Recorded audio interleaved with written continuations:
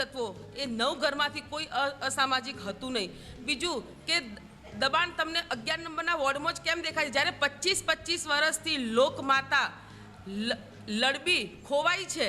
આજે પાલનપુરના ઘણા આગેવાન હાઈકોર્ટ સુધી ગયા છે તો પણ દબાણ દૂર થયા નથી। એમને ગરીબને દંડ કરવાનો અને કરોડપતિને છાવરવાના આ હર હંમેશા નગરપાલિકાની આજ છે। આ બજેટની અંદર શહેર માટે થઈ નવું કોઈ જ આયોજન કરેલ નથી। સાચા અર્થની અંદર શહેરની અંદર ટ્રાફિકની સમસ્યા અત્યારે ગંભીર છે।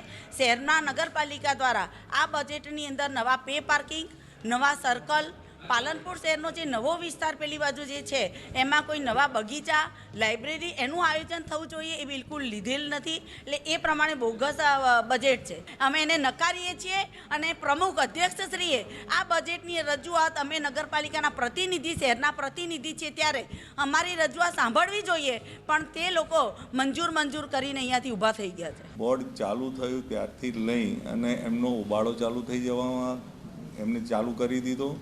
અવારનવાર એમને ટકોર કરવામાં આવી કે ભાઈ બજેટ ઉપર ચર્ચા કરવી હોય તો શાંતિથી બેસીને થાય, આ રીતે ઉબાળો કરવાથી ન થાય।